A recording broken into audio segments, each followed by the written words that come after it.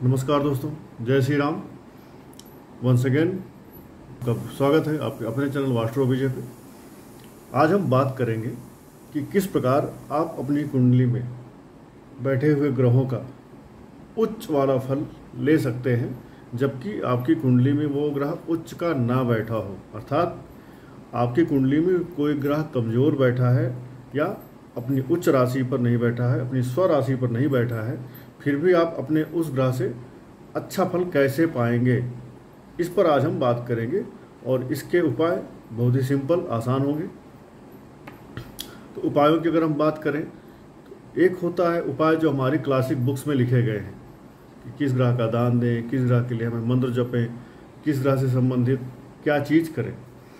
पर एक होता है उपाय डिजाइन करना। तो आपके लिए स्पेशली कुछ उपाय डिजाइन किया हूँ मैं। आप इस डिजाइन उपायों को करेंगे तो आपको आपके कुंडली में कई सारे ऐसे ग्रह होंगे जिनका आप अच्छा फल ले पाएंगे। अब यहाँ पे आपको ध्यान देने की क्या ज़रूरत है, आपको आपकी कुंडली मालूम होनी चाहिए कि मेरी कुंडली कौन सी है। या आपको कुंडली नहीं मालूम है तो आपको अपने बारे में थोड़ी एनालिसिस करनी चाहिए। जैसे आपको पता होना चाहिए कि आपकी कुंडली में कौन सा ग्रह कारक है, कौन सा ग्रह मारक है, कौन सा ग्रह अकारक है और कौन सा ग्रह बाधक है। तो पीछे जैसे हमने वीडियो में शेयर किया था कारक, मारक, बाधक ग्रह। तो ये जो बाधक ग्रह होते हैं, बाधक ग्रह जो होते हैं ये खुद कुछ नहीं करते हैं। ज़्यादातर ये जिनके साथ बैठे होते हैं उन्हीं का ये कंपनी पकड़ लेते हैं। अगर आपकी कुंडली में बाधक ग्रह आपके कारक ग्रहों के साथ बैठे हैं तो आपके लिए बाधा कम उत्पन्न करेंगे या नहीं उत्पन्न करेंगे, ऐसा भी हो सकता है। लेकिन अगर ये मारक ग्रहों के साथ बैठ गए या अकारक ग्रहों के साथ बैठ गए, अब ये बाधक ग्रह आपकी कुंडली में मारक ग्रहों के छोटे भाई के जैसे आपके साथ व्यवहार करेंगे। तो हम बेसिक जानकारी हमें होनी चाहिए कि हमारी कुंडली में कौन सा ग्रह कारक है, कौन सा ग्रह मारक है, कौन सा बाधक है, कौन सा अकारक है। क्योंकि आप अपने कुंडली के नेगेटिव प्लैनेट्स को, बाधक को, मारक को अगर आप उच्च कर रहे हैं, मजबूत कर रहे हैं, तो आपके लिए समस्या बढ़ेगी। और आप अपनी कुंडली के कारक ग्रहों को अगर उच्च कर रहे हैं, उनको एम्पावर कर रहे हैं, तो उनसे आपकी समस्या कम होगी। आपके जीवन में प्रॉस्पेरिटी, धन, वैभव, संपदा, सुख बढ़ेगा। अब अगर किसी के पास अपनी कुंडली नहीं है तो कैसे जानेगा कि कौन उनका ग्रह कमज़ोर है, कौन से ग्रह उन्हें अच्छे करने हैं और कौन सा ग्रह उनका बहुत अच्छा है। जैसे ये किसी इंसान की अपने पिता से नहीं बनती, बॉस से नहीं बनती है, सरकार से उसको कभी ना कभी पेनाल्टी लगती रहती है, गाड़ी चला रहा है चालान होता रहता है, रेड लाइट जंप किया थोड़ा सा चालान आ गया, इट मीन्स आपका सूर्य खराब है। ठीक है, तो आपको अपने सूर्य को अच्छा रखना चाहिए। अगर इसी तरह से किसी की इमोशनल इम्बैलेंस ज़्यादा है, तुरंत रोने लगता है, तुरंत डिप्रेस हो जाता है, माता से संबंध अच्छे नहीं हैं, तो उसकी चंद्रमा खराब है, उसको अपनी चंद्रमा को अच्छा करना चाहिए। जिसकी छोटे भाइयों से नहीं बनती है उसको मंगल से ही करना चाहिए। जिसकी सूंघने की शक्ति कमज़ोर हो, स्किन पे कभी ना कभी कुछ ना कुछ बीमारियां होती रहे, खुजली होती रहे, रैसेस होते रहें, उसका बुध गड़बड़ है। जिस इंसान के गुरु से ना बने, बड़े भाई से ना बने, ग्रैंडफादर इनसे ना बने, या जिस इंसान का धर्म कर्म में मन न लगे, धर्म कर्म के विपरीत काम कर रहा हो, उसके गुरु खराब है। जिस इंसान के जीवन में शारीरिक, वैवाहिक और दाम्पत्य सुख ना हो, उसके शुक्र खराब है। जिस इंसान के चेहरे पे कोई चमक ना हो, चेहरे पे कोई आकर्षण ना हो, उसके भी शुक्र खराब है। जिस इंसान की नौकरी स्टेबल ना हो, नौकरी मिल ही ना रही हो, उसके नीचे जो नौकर हैं, जो जानवर हैं, पालतू हैं, वो सब उसको छोड़ के भग जाते हों, नौकर आपके यहाँ टिक ही नहीं रहे, तो आपका शनि खराब है। राहु केतु, अगर आपके डोमेस्टिक सर्वेंट्स, सफाई वाला, मेड, ये सब आपको गाली देते हैं, आपसे लड़ते झगड़ते रहते हैं, कुत्ते आपको देख के भौंकते रहते हैं, तो आपका राहु केतु खराब है। तो आपको एक आइडिया अपनी जीवन से, अपने दिनचर्या से और अपनी कुंडली से मिलेगा कि मेरा कौन सा ग्रह कमज़ोर है, कौन सा ग्रह खराब है। अब कौन सा ग्रह आपका खराब है, कमज़ोर है, उसमें से किस ग्रह को आपको एम्पावर करके ऊपर ले आना है। या कोई कारक, आपका कारक ग्रह अच्छा ही है, फिर भी आप उसको और अच्छा करना चाहते हैं, तो आज इस वीडियो में हम उस पर बात करेंगे। जैसे पीछे मैं आपको बता चुका हूँ कि हमारी कुंडली में 12 राशियाँ होती हैं, 12 हमारे कुंडली में घर होते हैं, 12 भाव होते हैं। और उसी तरह से हमारे शरीर को भी 12 भावों में डिवाइड किया गया है। पहला भाव हमारा सर या माथा है, दूसरा भाव हमारा चेहरा फेस गला होता है, तीसरा भाव हमारे कंधे हाथ, चौथा भाव हमारा हृदय सीना, पांचवा भाव हमारा सीने के नीचे कमर के ऊपर जो नाभि तक का एरिया होता है वो आपका 5th हाउस है।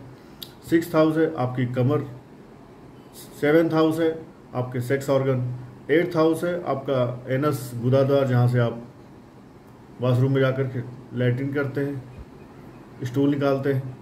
9th हाउस है आपकी जांघें, 10th हाउस है आपके घुटने, 11th हाउस है आपके पिंडलियाँ काफ मसल्स, 12th राशि, हाउस नहीं राशियाँ, 12th राशि होती है आपके पैरों के पंजे। अब क्योंकि आप हमारे दर्शक हैं, समझदार दर्शक हैं, तो अब तक मैंने आपको इतना बताया है कि आपको मालूम चल गया होगा कि कौन सा ग्रह किस राशि पर उच्च का होता है।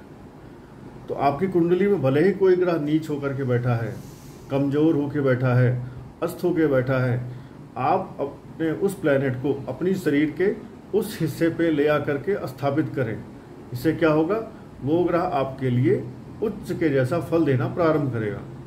उदाहरण स्वरूप अगर मैं बात करूं, फॉर एग्जांपल सूर्य अगर आपकी कुंडली में अच्छा नहीं बैठा है, आप सूर्य को अच्छा करना चाहते हैं तो क्या करें? एक तो आप सूर्य देवता को जल चढ़ाते हैं, जल चढ़ाते रहिए, अच्छी बात है। एडिशनली आप क्या कर सकते हैं, सूर्य देवता को अच्छा करने के लिए जो लाल कलर की रोली आती है, लाल कलर की रोली का तिलक अपने माथे पे लगाएं। जब आप लाल कलर की रोली का तिलक अपने माथे पे लगाएंगे तो उससे क्या होगा, 1st हाउस आपका सर, आपका माथा, आपने 1st हाउस में सूर्य की रोली लगाई, इट मीन्स आपने सूर्य को 1st हाउस में प्लेस कर दिया। अब आपके सूर्य उच्च के होना स्टार्ट हो जाएंगे और आपको कुछ ही दिनों में उच्च का फल मिलना शुरू हो जाएगा। अब आप कहेंगे कितने दिन? तो साइंस भी कहता है किसी चीज़ को हैबिट में लाने के लिए कम से कम 40 दिन तक हमें वो काम करना पड़ता है। तो I would say 43 days continue यदि आप उन्हें माथे पे लाल तिलक लगाते हैं सूर्य देवता के लिए, तो आपका सूर्य अच्छा होना प्रारंभ हो जाएगा। Will get good results from sun if you continue for minimum 43 days red Tilak on your forehead. इसीलिए हमारे धर्म में माथे पे तिलक लगाया जाता है। अब चंद्र महाराज, अगर किसी की चंद्रमा से संबंधित कोई समस्या है, आप उनको अच्छा फल लाना चाहते हैं, अच्छा फल उनसे पाना चाहते हैं, तो चंद्रमा कहाँ में उच्च होते हैं? आप सबको बताया है, चंद्रमा वृषभ राशि में उच्च के होते हैं। वृषभ राशि अर्थात दूसरी राशि। तो दूसरी राशि हमारा चेहरा होता है, हमारा गला होता है, यहीं से हमें आवाज़ आती है। 2nd हाउस हमारी वाणी का भी होता है, तो वाणी के लिए हमारा गला भी होता है। तो आप क्या करें, चांदी का चेन अपने गले में पहने। जब आप चांदी का चेन अपने गले में पहनेंगे, दैट मीन्स आपने चंद्रमा को दूसरी राशि में, वृषभ राशि में स्थापित कर दिया। अब आपके चंद्रमा उच्च होने के रास्ते पे अग्रसर होंगे और आपको 43 डेज के बाद आपको चंद्रमा के उच्च का फल मिलना प्रारंभ हो जाएगा। कोई ज़रूरी नहीं कि 43 पे ही मिले, आपको उससे पहले भी मिल सकता है, but you have to keep practice it and keep continue it. तो सूर्य को आपने माथे पे तिलक लगा के एक्टिव किया, उच्च स्थान दिया। चंद्रमा के लिए अपने गले में कोई चांदी की चेन पहन करके उच्च का स्थान दिया। नेक्स्ट अगर प्लैनेट देखेंगे, मंगल महाराज। मंगल महाराज कहाँ उच्च होते हैं? मंगल महाराज शनिदेव की 10 नंबर की राशि में उच्च होते हैं, अर्थात 10 नंबर की राशि कौन है? आपके घुटने। अब आप क्या कर सकते हैं, घुटने पर कोई लाल चीज़ कैसे लगाएंगे, कैसे पहनेंगे? आप कोई रेड कलर का पैंट पहन सकते हैं, लेकिन वो रेड कलर का पैंट ऊपर आपकी 9 नंबर राशि है, 10 नंबर, 11 नंबर, 12 नंबर की राशि, चारों को वो पैंट टच करेगा। तो बेहतर होगा आप लाल तेल लें, जो लाल तेल लेकर के डेली अपने घुटने में 5 मिनट मसाज किया करें। इससे क्या होगा, मंगल महाराज अपने उच्च राशि पर एक्टिव हो जाएंगे। क्लियर? अगली अगर हम बात करेंगे तो नेक्स्ट है हमारे बुध महाराज, ग्रहों के राजकुमार। अब राजकुमार कहाँ पे उच्च होते हैं? राजकुमार हमेशा 6 नंबर की जो इनकी राशि है उसी को मूल त्रिकोण मानते हैं, उसी पर ही उच्च होते हैं। 6 नंबर आपकी कौन सी राशि है? 6 नंबर आपके शरीर में आपके कमर को बोलते हैं, आपकी जो कमर वाला एरिया है इसको 6 नंबर बोलते हैं, 6 नंबर की कन्या राशि। अब बुध का आप ऑब्जेक्ट कैसे कमर पे पहनेंगे? तो आपको अगर ध्यान हो, पहले या अभी भी गाँव में जो छोटे बच्चे होते हैं उनके पैर, उनके कमर में ना करधन पहनाई जाती है। उस करधन पे आप देखेंगे तो सीप, कौड़ी, शंख उस करधन में गूंथ करके पहनाए जाते हैं। ये सीप, कौड़ी, शंख किसके हैं? बुध महाराज के हैं। पहले ये करधन बच्चों को क्यों पहनाई जाती थी? क्योंकि बच्चे अक्सर जब पैदा होते थे और जब उनका डेवलपमेंट हो रहा होता है, बड़े हो रहे होते हैं, तो अक्सर वो तुतलाते थे, हकलाते थे, तो उनको वाणी दोष ना हो, बुध उनका अच्छा रहे, इसके लिए उनको करधन पहनाई जाती थी काले धागे में, जिससे कि नज़र भी ना लगे और उनका बुध हमेशा अच्छा होता रहे। तो यदि आपको अपने बुध को अच्छा रखना है, अपनी वाणी दोष खत्म करना है, तुतलाना, हकलाना खत्म करना है, इंटेलिजेंस बढ़ाना है, बुध को अच्छा रखना है, तो आप भी अपने कमर पे एक करधन पहने, चाहे काले धागे में, चाहे हरे धागे में। हरे धागे में पहनेंगे तो भी अच्छा है, काले धागे में पहनेंगे तो शनिदेव बुध के मित्र हैं, वो भी बुरा नहीं है। बस उस करधन में सीप, कौड़ी, शंख गुथी रहनी चाहिए, जिससे आपको अच्छे बुध का प्रभाव मिल सके, उच्च वाले बुध का प्रभाव मिल सके। इस क्रम में अगर अगले देखेंगे तो अगले आते हैं गुरुदेव बृहस्पति। गुरुदेव बृहस्पति कहाँ उच्च होते हैं? गुरुदेव बृहस्पति कर्क राशि में उच्च के होते हैं, जो कि चंद्रमा की राशि है। अब कर्क राशि कहाँ होती है आपके शरीर में? कर्क राशि आपके शरीर में आपके सीने पे होती है। अर्थात आप क्या करें? चांदी के चेन में सोने का लॉकेट लगाएं। ठीक है, चांदी की चेन में अगर आपने सोने का लॉकेट लगा लिया तो सोना आपके हृदय पे रहेगा हमेशा। क्लियर? और चांदी आपके गले दूसरी राशि से होता हुआ आपके चौथी नंबर की राशि पे आ रहा है। इसका मतलब क्या हुआ? इसका मतलब हुआ चंद्रमा आप स्वराशि पे भी ले आ रहे हैं, क्योंकि काल पुरुष की कुंडली में चौथा जो घर होता है चंद्रमा होते हैं वहाँ के स्वामी, और चौथे घर के कारक भी चंद्रमा होते हैं। तो आपने चांदी की चेन में अगर सोने का लॉकेट पहना और वो लॉकेट आपके हट के आसपास रहना चाहिए, तो इससे आपके बृहस्पति भी उच्च हो जाएंगे और चंद्रमा यहाँ पे उच्च हो रहे हैं और यहाँ आकर के स्वराशि हो रहे हैं। तो चंद्रमा को आपने डबल इंजन सरकार बना दिया, डबल एम्पावर कर दिया। और चंद्रमा और बृहस्पति जहाँ एक साथ मिल गए, वहाँ पर आपकी लाइफ में गज केसरी राजयोग का निर्माण हो गया। सो डिजाइन करिए अच्छे उपाय, अपने विवेक को इस्तेमाल करके, और इन उपायों से आप अपने जीवन में पॉजिटिव चेंज ले आए। इस क्रम में अगर अगले हम ग्रह देखेंगे तो शुक्र महाराज आते हैं। शुक्र महाराज कहाँ पे उच्च होते हैं? शुक्र महाराज हमेशा गुरुदेव बृहस्पति की जो 12 नंबर की मीन राशि है पाइसेस, यहाँ पे उच्च होते हैं।